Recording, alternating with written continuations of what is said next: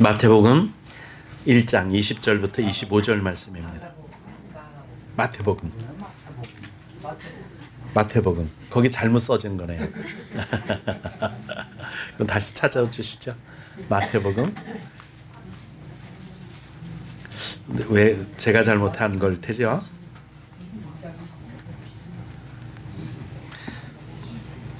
마태복음 1장 20절부터 25절. 오늘 찬양을 이렇게 귀하고 아름답게 해주셨는데 제가 요즘 기도하는 게 하나 있습니다. 여러분들 같이 기도해 주시면 얼마나 좋은지 모르겠어요. 우리 이현수 성도님 선생님하고 우리 현자 아자인가요? 두 분 성함을 갑자기 까먹었네. 김현아, 이현아가 아니라 김현아 자매님 좋은 직장을 위해서 기도하고 있습니다. 시골에서 직장 구하기가 어려운데 기왕이면 좋은 직장 달라고 요즘 제가 기도하고 있는데 같이 좀 기도 좀 해주시겠어요? 네, 같이 좀 기도해 주시면 찬송했습니다. 선아. 네. 왜 이렇게 갑자기 생각이 안? 제가 요즘 말씀 준비하고 있는 것 중에 또 하나가 있는데요. 무두셀라라는 사람 아시죠? 969세를 살았어요. 그 사람 이름이 생각이 안 나서 얼마 동안 고민했는지 몰라요. 저도 아마 약을 먹어야 되지 않을까 이제. 국민학교 때 불렀던 노래들은요 아직도 기억하고 있거든요. 주일학교, 국민학교 때 국민학교 들어가기 전에 시골에서 이렇게 여름 성경학교를 도시에 고등학교, 대학교 다니는 누나들이었겠죠. 반사 선생님들 와서 여름 성경학교를 해주셨는데 그때 불렀던 찬송, 어린이 찬송을 아직도 기억하고 있어요. 짹짹짹 참새들도 조금 아까까지 알고 있었는데 또 까먹었네. 참 그렇게 그게 잊어지진 않아요. 근데 참 금방 한 건 금방 잊어버려요. 이현우 성도님 맞나요 이름이? 김현우. 제가 또 이순자 권사님을 김순자 권사님이라고 한동안 엄청 그랬던 적이 있었어요. 왜냐하면 김순자 목사님이 계시거든요. 이쪽 건 죽었네. 이거 다시 어떻게 해봐야겠구나. 예, 그랬던 적이 있어요. 이름하고 얼굴하고 제가 또 잘 이렇게 매칭을 잘 못하는 경우도 있고요. 이해를 해 주시기를 부탁을 드립니다. 이것도 마가복음이라고 했다니 참 이게 한두 해 목회한 것도 아니고 낙제점입니다. 마태복음입니다. 제가 먼저 봉독할게요. 이 일을 생각할 때에 주의 사자가 현몽하여 가로되 다윗의 자손 요셉아 내 아내 마리아 데려오기를 무서워 말라. 저에게 잉태된 자는 성령으로 된 것이라.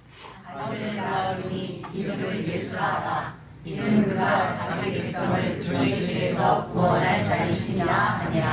이 모든 일에 된 것은 주께서 선지자로 하신 말씀을 이루려 하심이니 가라사대 보라 처녀가 잉태하여 아들을 낳으시오. 그 이름은 임마누엘이라 하니라 하셨으니 이를 본한즉 하나님이 우리와 함께 계시다 함이라.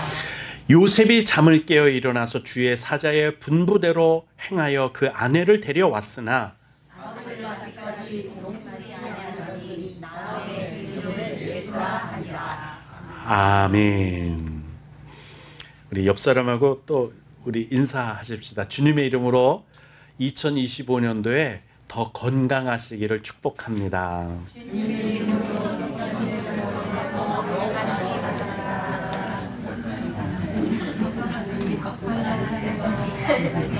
아멘.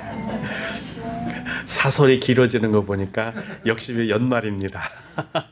이렇게 축복하고 하나님의 은혜를 나누고 얼마나 감사한지 몰라요. 저는 낯선 것을 하면 참 이렇게 막 어쩔 줄을 모르겠네요. 지난주에 이렇게까지는 일일이 나오면서 한 사람 한 사람 인사를 드리면서 강단에 올라왔거든요. 그때는 우리 집 사람이 와서 여보 보기 안 좋아 그냥 쑥 올라가 그러는 거예요. 근데 가만히 보니까 목사님들이 올라오는 문이 여기 따로 있죠. 그죠? 그래서 안 거치고 그냥 올라오는데 저는 이리로 오니까 어른들한테 인사 안 드리고 뭐 이거 버릇없잖아요. 그러니까 어른들한테 인사를 드리다 보니까 한 사람 한 사람 다 인사를 드리려고 오는 거예요. 여기서 저보다 나이가 어린 사람이 어디 있어요? 여기뿐이 없잖아요. 그러니까 다 인사를 드려야 돼요. 그래서 저로서는 예절을 갖추고 어른들에 대한 공경하는 마음을 가지고 있기 때문에 인사를 드리는데 예배 드리는 거잖아. 그 말이 또 맞더라고요. 그래서 맞아. 내가 지금 한 사람 개인으로 올라가는 게 아니라 사자로 대언하기 위해서 올라가는 거니까 우선은 그냥 가자 해서 오늘은 그냥 오는데 이게 영 낯설어서 안 되어서 고개를 푹 숙이고 올라왔어요. 다음부터는 이제 괜찮아지겠죠. 여기 와서도 그게 그 어색함이 사라지질 않아서 계속 찬송을 해도 가래가 막 막히는 것 같고 목이 막히는 것 같고 계속 이래서 또 마이크 소리도 지금처럼 막 이렇게 거슬리고 예전에도 이거 안 됐었거든요. 근데 자꾸 거슬리고 그러는데 이제 이해를 좀 부탁을 드립니다. 성탄절이 가까워 왔는데요. 어떤 큰 교회 청년부에서 설문조사가처럼 이렇게 했던 모양이에요. 성탄절이 되면 가장 생각나는 게 가장 먼저 떠오르는 게 뭡니까? 라고 지나가는 사람들의 무작위로 이제 막 물어봤대요. 그랬더니 제일 먼저 생각나는 게 뭐냐? 그랬더니 제일 많은 답변은 산타크로스가 제일 먼저 생각났고요.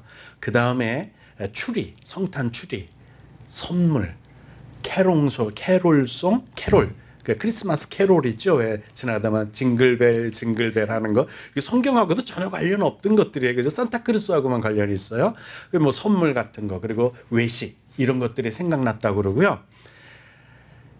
예수님이라고 답변한 것은 불과 7%밖에 안 되더래요. 근데 그 중에 지나가는 사람 중에 물었는데 그 중에 종교가 뭐냐고까지 물었었던 모양이죠. 30%는 기독교인이었대요. 그러니까 기독교인 중에 23%는 예수님 생각 안 나고 산타크루스가 생각난 거예요. 최소한 30%는 그럼 나왔어야 되잖아요. 지나간 사람 중에 기독교인은 30%면 예수님이요 하고 대답한 사람이 30%는 나와야 되는데 겨우 7%밖에 안 되는 게 교회 다녀도 산타크루스가 예수보다도 더 가깝게 성탄절에 느껴졌다는 게 참 아이러니하다 해서 한번 말씀을 드리면서요. 성탄절은 어쨌든 예수님이 핵심이죠. 예수님이 주인공이죠. 그분의 생신이니까. 예수님이 육신을 입었던 때니까 이분이 핵심이에요. 그래서 요 근방에 말씀드릴 게 사실 너무 많아요. 예수님이 누구신지, 예수님의 사명은 뭐지? 예수님이 이 땅에 이 세상에 오신 이유와 목적은 뭘까? 이런 것들. 그래서 오늘 그 중에 한 가지를 잡은 거예요. 예수님이 누구신가? 그 말씀을 드릴까?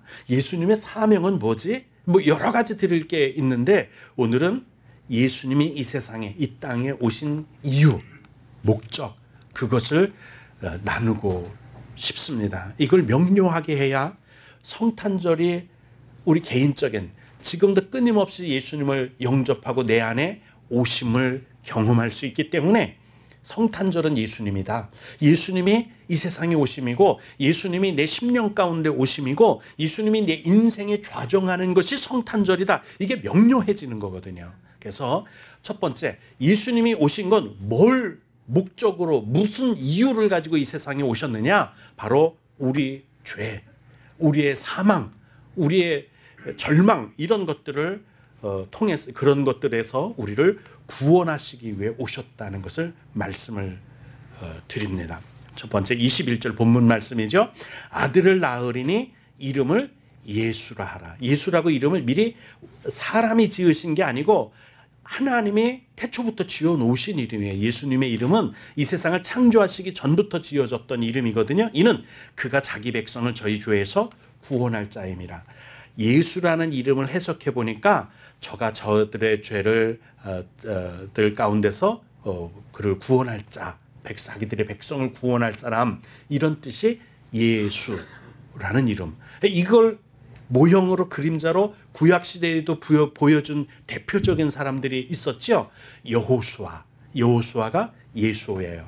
또 예수아라는 사람이 또 제사장 중에 하나 있었어요. 이 사람들을 통해서 대속의 주시거니와 왕이신 예수 두 가지를 제사장으로서 왕으로서 보여준 구약 성경의 모형들이 있었어요.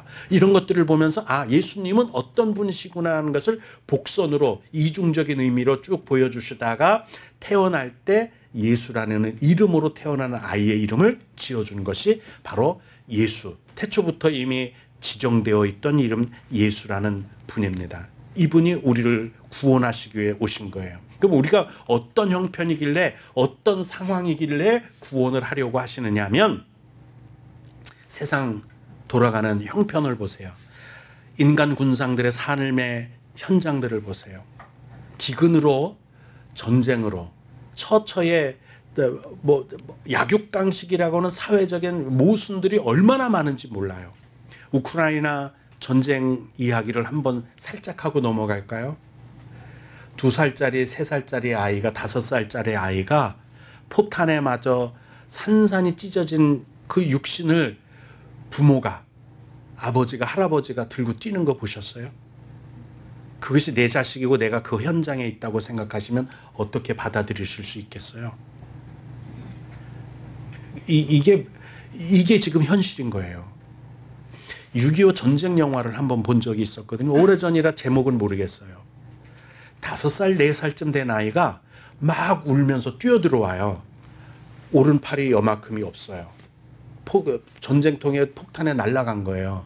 그 아이가 와서 어른에게 울면서 와서 그러면 아저씨 우리 오빠가 그러는데 이거 이 탈 다시는 안 난다면서요. 아저씨가 그랬잖아요. 내가 언니가 되면 손톱이 자라듯이 자라나서 다시 자라난다 그랬잖아요. 근데 우리 오빠가 아니래요. 거짓말이죠. 그 아이는 이 떨어져 나간 팔이 아기 때 떨어져 나간 팔이 내가 나중에 언니가 되면 다시 자라난다는 그 소망을 붙들고 살고 있는데 오빠가 야 병신아 그거 거짓말이야. 너 거짓말이야. 그 얘기를 듣고 그냥 울면서 쫓아가서 아저씨 그거 거짓말이죠. 우리 오빠가 그러는데 그거 거짓말이죠. 이거 아저씨가 다시 자라난다 그랬잖아요. 자기가 언니가 되면 된다 그랬잖아요. 그 참혹한 게 우리 인생. 그것뿐만이에요.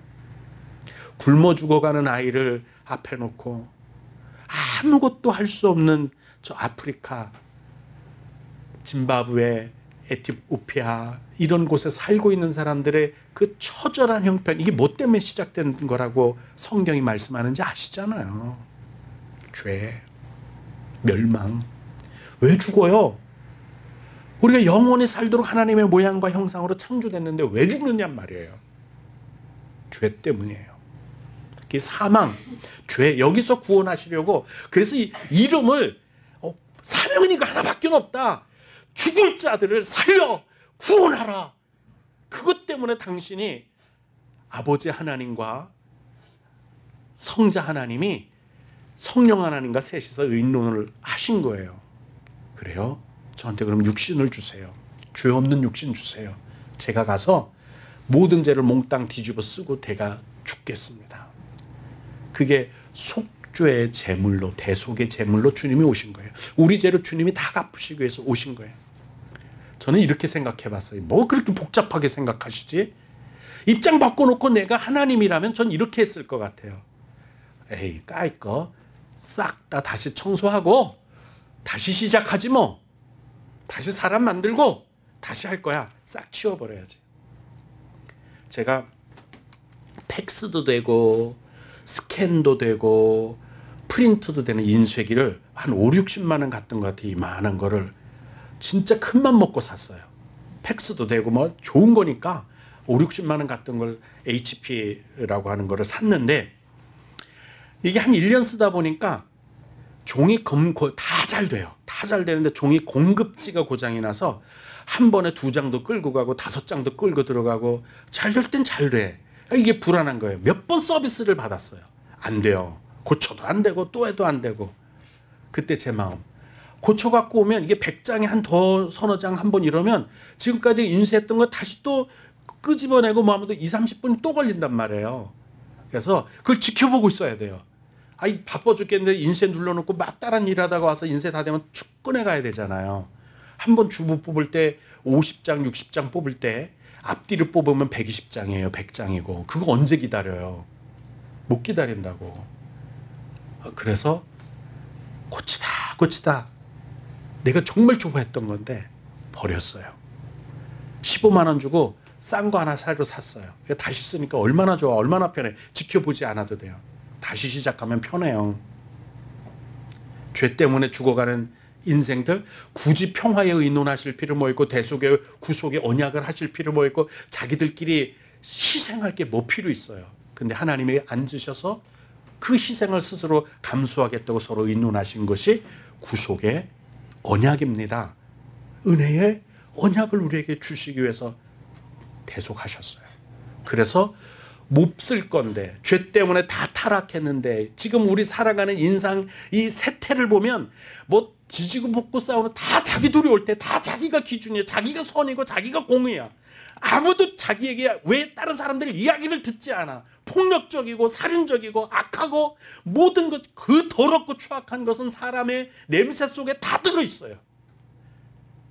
지금 정치하는 것뿐만 아니라 경제 속에서도 아니 학계, 정계, 정치계, 군사 뭐 모든 분야에 썩지 않은 곳이 어디 있어요.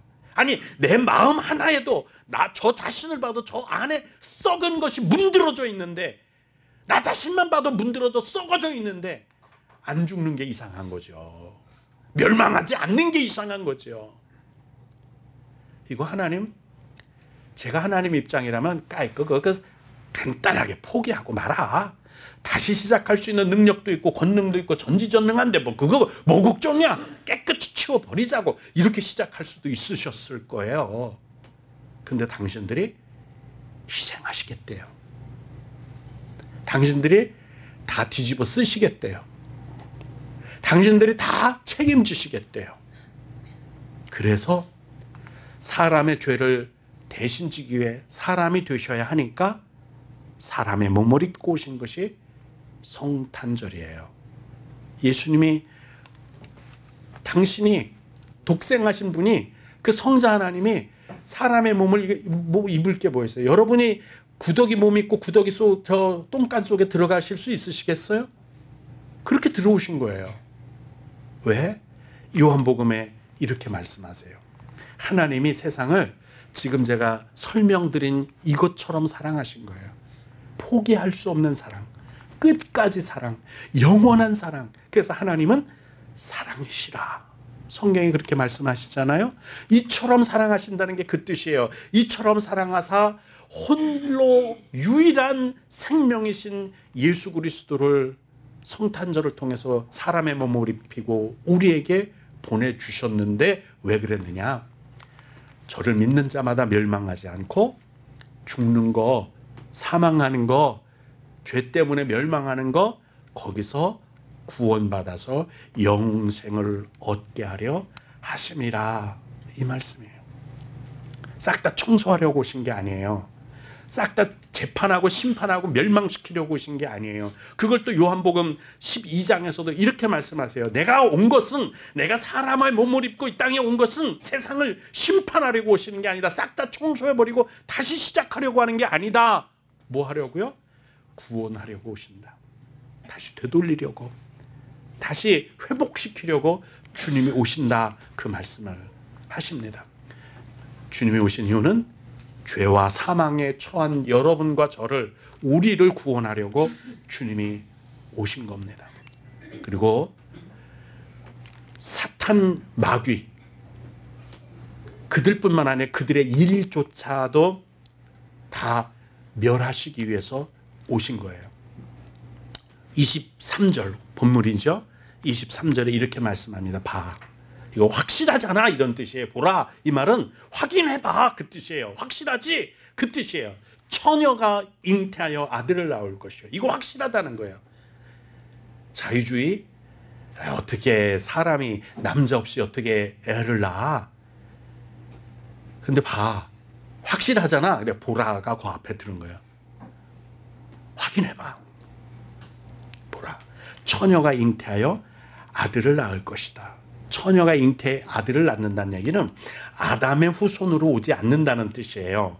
우리는 다 우리 족보 집집마다 갖고 있는 족보를 계속 따라 올라가다 보면 결국 아담에게서 멈출 수밖에 없어요. 아담의 후손이에요. 그렇게 올 수밖에 없어요. 그래서 아담의 원죄를 가지고 다 유전받아서 태어났기 때문에 생긴 것 자체가 아담을 닮았을 뿐만 아니라 성품도 모든 것들이 아담에서 연유되었고 아담의 행태를 그대로 본받고 있어요. 이게 사람이에요. 이게 유전이에요. 이게 원죄가 거기에 있어요. 근데 예수님은 처녀가 잉태해서 아들을 낳았기 때문에 아담의 후손으로 오지 않고 여자의 후손으로 온 거예요. 여자의 후손으로 온 거예요. 그걸 창세기 3장 15절, 이게 첫 복음이에요. 처음 나타난 복음이 이거예요. 내가 너로 여자와 원수가 되게 하고 너의 후손도 여자의 후손과 원수가 되게 하리니, 여기는 뱀과 여자 하와 둘을 두고 얘기하는 건데 역시 이중적인 의미가 있어요. 뱀은 누굴까요? 사탄 마귀의 귀신이에요. 그 여자는 누굴까요? 하나님의 나라, 교회의 머리이신 예수, 이걸 말하는 거예요. 이게 여자의 후손은 예수 그리스도. 이미 창조돼서 에덴 동산에서 쫓겨나기 전부터 여자의 후손이 올 것이, 즉 처녀가 잉태하여 자녀 아들을 낳을 것이 창세기 3장 15절에 이미 예언되어 있었어요. 그래서 그 예언대로 여자의 후손으로 오셨어요. 그래서 여자의 후손은 내 머리를 상하게 할 것이요 십자가를 통해서 승리할 것을, 마귀를 멸할 것을, 그 일을 멸할 것을 말씀하고 있죠. 그런데 뱀은, 사탄은 예수님의 발꿈치를 상하게 할 것이다. 십자가에 달려 죽으셨는데 발꿈치를 상하면 영원히 죽진 않죠. 그래서 부활하실 것까지도 이 안에 예언이 되어 계시가 되어 있는 말씀입니다. 주님이 오신 것은 마귀를 멸하려고 오신 것이 처녀가 잉태하여 아들을 낳을 것이라고 이사야서에, 예수님이 태어나기 700년 전입니다. 이사야가 활동하던 시절이, 그 700년 전에 이미 처녀가 잉태하여 아들을 낳을 것이라고 말씀했고, 그 700년뿐만 아니라 창세된 에덴 동산에선 여자의 후손이 뱀의 머리를 상할 것이라고 약속하셨고, 그리고 700년이 이사야가 지나가고 700년 후에 예수님이 태어나는데 정말로 처녀가 잉태해서 아들을 낳은 거예요. 무엇 때문에? 여자의 후손이 마귀의 일을 멸하시기 위해 오시는 것이기 때문에, 죄와 사망의 뿐만 아니라 악한 일들을 멸하려고 오시기 때문에. 그걸 또 요한 1서에 분명하게 이렇게 못을 박으셨어요. 하나님의 아들이 나타나신 것은 독생자죠. 성자 하나님이죠.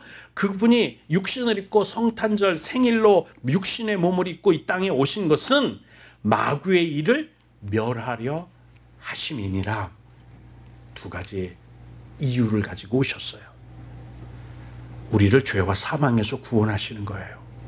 또 마귀의, 사탄의 일을 멸하셔서 모든 것을 지옥에 몽땅 우겨 넣어서 더럽고 추악한 것, 악한 것 다 멸하시기 위해 주님이 오신 겁니다.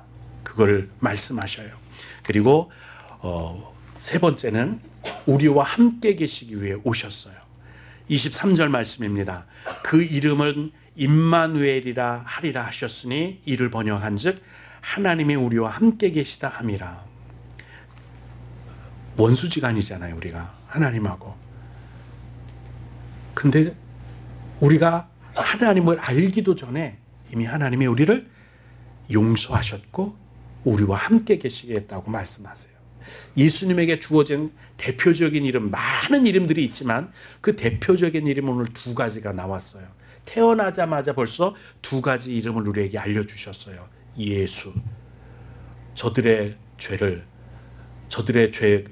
저들에게서, 저들의 죄 가운데서 저들을 구원할 자, 저의 백성들을 구원할 자라는 이름의 예수. 구원만 하시고 그냥 내팽겨쳐 두면 우리는 고아처럼 살 수밖에 없어요. 근데 내팽겨쳐 두지 않으시고 함께 계시겠다고 약속한 것이 임마누엘이에요. 이건 끝까지 책임지시겠다는 거예요. 우리가 하나님의 나라에 들어갈 때까지 너희 이제 구원받았으니까 됐어. 그대로 그냥 너희들이 알아서 해. 그래 두시면 우린 정말 유리하는 인생을 살 수밖에 없고 방황하는 인생을 살 수밖에 없을 거예요. 그런데 주님이 우리와 함께 계시겠다고 약속하셨어요. 그게 임마누엘 하나님입니다. 쓰레기통이 엎어질지라도 김진홍 목사님 혹시 아시는지 모르겠어요. 그분이 쓰레기통이 엎어질지라도 하는 책을 쓰신 게 있는데 그걸 제가 오래전에 읽은 것 중에 가슴에 잊혀지지 않는 게 하나 있어요. 달동네로 목회를 하러 가신 거예요. 근데 그 달동네라는 것이 너무너무 가난하고 너무너무 힘든 곳인데 거기는 어떤 분들이 계셨느냐면 우리 젊은 아이들 뭐 들어도 그럴라 모르겠네. 기생집이라고 해야 되나요? 거기서 몸 파는 일들을 하는 아가씨들이 살고 있는 거예요. 그곳에 복음을 전하니까 그들의 얼마나 고달픈 인생이에요. 얼마나 고통스러운 인생이에요. 하루하루 벌면 그거를 큰 동생, 작은 동생, 또 시골에 있는 집에 보내서 학비되고 이러는 아이들이 그런 아가씨들이잖아요. 그 자기 하나 희생해서 가족을 살리려고 거기 온 그런 사람들이잖아요. 그 얼마나 고달파요. 그들의 복음을 전하니까 다 펑펑 우는 거죠.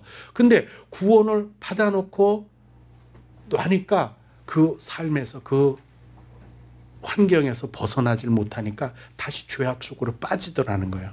그러면 구원해놓고 구원 받았으니까 나는 당신을 구원해 주도록 중매해 줬으니까 당신을 하나님 예수님을 소개해 줬으니까 내 할 일 다 했어 하고 떠나는 목회자라면 무슨 의미가 있느냐.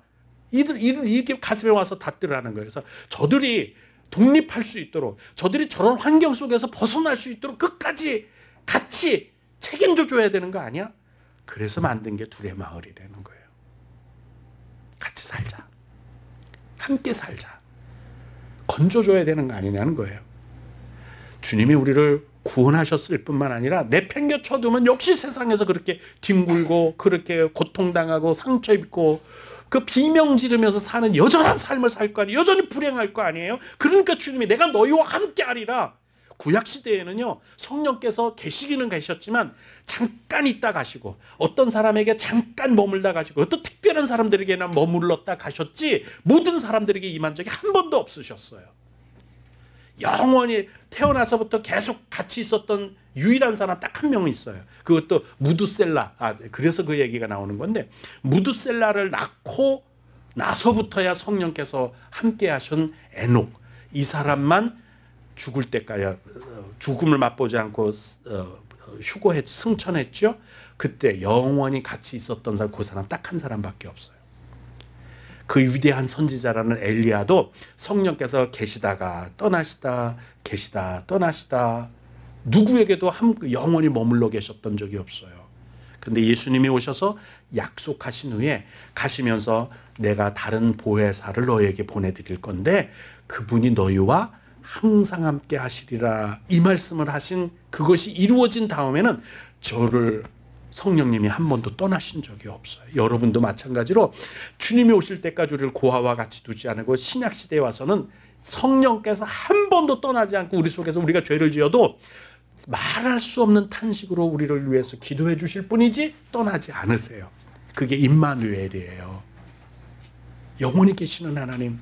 우리가 죽음을 건너 저 하나님의 나라 들어가기까지 영원히 계시는 하나님. 그게 임마누엘이에요. 그분이 로마서에 이렇게 말씀합니다. 만일 너희 속에 하나님의 영 성령께서 거하시면 너희가 육신에 있지 아니하고 이제는 영적인 삶을 사는 것이 시작되었다는 거예요. 왜? 성령님과 함께 하시니까. 그래서 누구든지 그리스도의 영, 예수의 영이 없으면 그리스도의 사람이 그리스도인 성도가 이제는 아니다. 너희 착각하지 마라. 예수님의 영이 성령께서 임마누엘 해 계셔야 진짜 성도다. 그 말씀을 하시면서 이렇게 말씀하세요. 그리스도께서 너희 안에 계시면 예수의 영 임마누엘을 하고 계시면 어떤 일이 일어나느냐? 몸은 죄로 인하여 죽은 것이나 영은 의를 위하여 산 것이라. 살았기 때문에 이런 일이 그 다음에 일어나는 거예요. 예수를 죽은 자 가운데서 살리신 하나님, 예수님이 스스로 부활하신 게 아니에요. 잘 아셔야 돼요. 예수님이 스스로 부활하셨다면 우리도 스스로 부활해야 돼요. 이건 불가능하잖아요. 예수님의 부활할 능력이 없어서 스스로 부활 안 하신 게 아니에요. 당신도 스스로 부활할 독생 생명이 있으신 분이지만 스스로 부활하지 않고 다 하나님께 맡겼어요. 성부 하나님께 맡겼어요. 그랬더니 예수님을 죽은 자 가운데서 살리신 하나님의 영이 성령이죠. 그분이 너희 안에 거하시면 예수님을 죽은 데 가운데서 살리신 하나님께서 너희도 살리시겠다는 거예요. 그래서 우리는 아무것도 안 하고 믿고만 있으면 다시 살아날 수 있는 거예요. 간단하잖아요. 믿으면 사는 거예요. 그래서 믿으면 사는 거예요. 우리가 뭐 알람을 맞춰놔야 되나? 주님이 오시면 뭐 누구 보고 좀 와서 좀 깨워달라고 해야 되나? 내가 스스로 부활하나? 아무 걱정할 것 없이 그냥 계시면 하나님이 예수님을 부활시키신 것처럼 우리도 부활시켜 주실 것인데, 너희 안에 거하시는 성령, 우리 안에 거하신다는 얘기는 임마누엘이에요. 이게 중요해요. 임마누엘. 그거 임마누엘, 하나님이 함께 계심으로 말미암아 너희 죽을 몸, 이 몸도 조금 아까는 영이 사라졌다, 살아있다고 말씀하셨죠. 영에 속했다고 말씀하셨죠. 그뿐만 아니라 우리 몸도, 이 죽은 몸도 다시 살리시리라. 영, 혼, 육이 다 살게 되는 은혜가 임마누엘 하나님으로 말미암아 일어나게 되는 줄로 믿습니다. 그걸 말씀하시는 거예요. 그래서 우리의 몸도 화장도 좀 잘하고 우리 몸도 잘 관리하는 거 필요합니다. 제가 이제 곧 3월 달이 되면 씨앗을 심으려고 오이씨, 노각 오이씨 가져가시고 싶은, 얻어가시고 싶은 분 저한테 말씀하세요. 맷도로박씨, 그것도 꽃씨 몇 개 다 심어 가지고 있어요. 잘 관리하고 있습니다. 잘 관리하고 있어요. 왜냐하면 다시 이게 싹을 틔울 거니까. 우리 몸은 잘 관리해야 돼요. 왜? 씨앗과 같으니까. 신령한 몸이 여기서 이곳으로, 그래서 잘 관리하셔야 할 줄로 믿습니다. 분명히 예수님이 이 세상에 다시 오시는 것은 정말 기쁜 소식이에요. 근데 누구에게만 기쁜 소식이냐? 하나님이 기뻐하시는 백성에게 기쁜 소식이에요. 이건 다음 시간에 또 나눌 수 있는 시간이 되면 참 좋겠습니다. 이제 결론을 말씀해 드릴까요?